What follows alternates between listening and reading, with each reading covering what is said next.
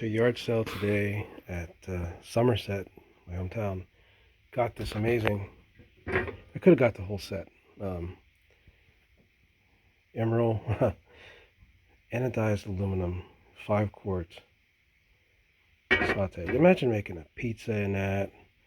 Imagine making a deep dish pizza, chicken with rice, everything. But I have another use for that. I'm going to show you what in a second here. Here's your second. Trying to find a way to record this, but this is spearmint that I grew. I've cultivated this about 25 years ago. And when I cultivated this mint,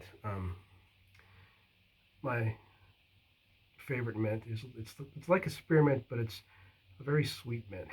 And my mother had a cousin, will actually be a second cousin. His grandmother was my great grandfather's sister. And I also have he's related to the Reverend, who's still alive, um, Bill Dotson. You've probably seen him on American Pickers and a few other places. But Pastor Bill, his cousin, was named Bob Brendel. And Bob Brendel had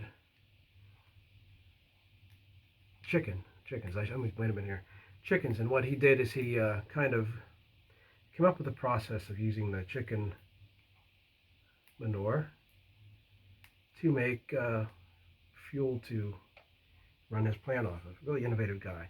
And he had thousands and thousands of chickens. Like, you go in his facility and it was chickens as far as you could see. These rows in these cages. Not the most humane way to grow them, or raise them, I should say. I personally didn't care for it, but he made his money that way, and he sold them to Campbell's Chicken Soup. So Mr. Brendel, my cousin, had a great deal of chickens and money in it. Like, there's a make or break year, $1 million every time or more. So I got to know Bob pretty well. He was a sort of shorter type of guy. And my Uncle Dan go fishing a good bit up at his pond. He had this little pond, the old church. And I was probably about 12, 13 years old. I was more interested in catching frogs and looking at girls than I was about spearmint.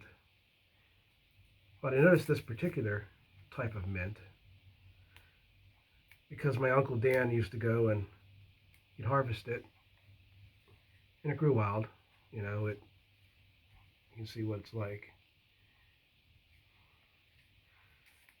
And everywhere I heard, because there's so many types of wild mint, not all of them are great. They're all useful. Not all of them are pleasant. There's types of peppermint that are very sour. But from what I understood was way back in the day, people that owned the church back in the 1800s had either brought this mint over or they had planted it there because it's the only type of a scene of it. And I asked if I could have some of it because it was growing there, and Bob said, sure, take as much as you want. And I did, and I babied it. And it didn't look as good as this, because if you ever get wild mint, it grows very wild. And really, this is not how I like harvesting it. Usually I take the top part, because if you take this top part right here, you just do that while it's growing, it'll grow 2 new shoots. By the time this dries, you go back out a week later, you got 2 new ones, etc., etc., etc. Well, I've been harvesting this variety for many years, and I've had a lot of luck with it. I'm trying a few newer ones now, but you take it and you dry it.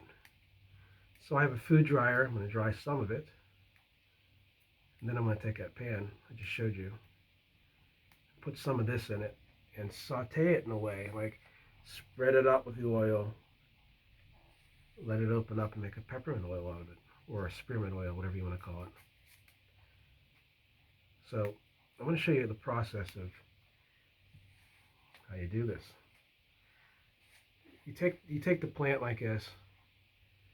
This is real like loose down there. You want to wait till where it gets woody. It's usually back about the second leaf or so.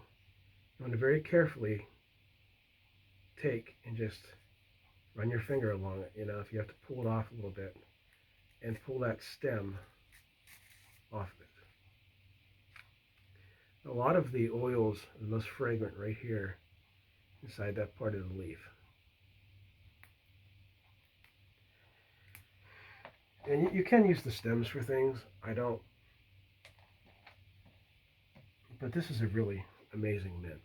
And the uses of it are more than just the smell, fragrance. It's good as an insect repellent. It's good for when it's dry to make a tea out of that you can add to other teas or just boil it itself. You can even throw it in green. Do not, however, use it when it's drying. You either use the green or you use the leaf when it's green and it's dry, because if you use a leaf of a plant when it's halfway, it'll have toxins in it. So you want to either have it fresh or dry. It makes a really great mint julep. And it makes a really great oil, like I said. You can lessen the oil if you're not going to use it as an essential oil.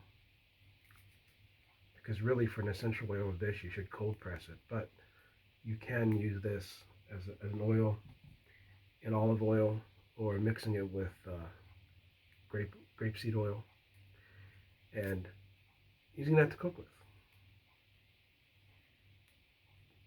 I'm not a big meat eater, but it works well with lamb. Works good with a lot of different things. How you identify mint is obviously the smell. And don't go by this as being all plants with a square stem, but mint has a square stem. It's square. Pretty useful plant. So this year I've started some different ones. I started some plants that are more in the bergamot, citrusy types of mint, which is the blackcurrant mint, pineapple mint. And I've grown apple mint. Apple mint is more of a furry mint.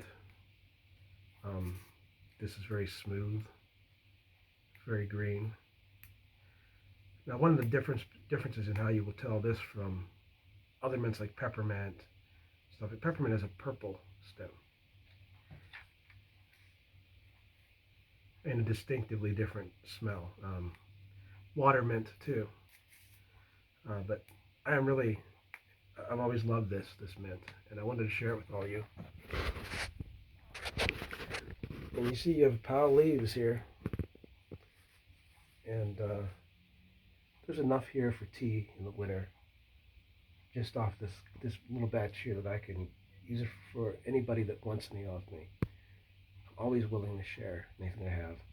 If you need it for any healing, it's good as an oil too. If you get a wound, an insect bite, and you want to add it to your bath water, or you want to use it as a salve, I can put this in with a salve I make and make a cooling balm for any wounds that anybody has. Really a wonderful plant.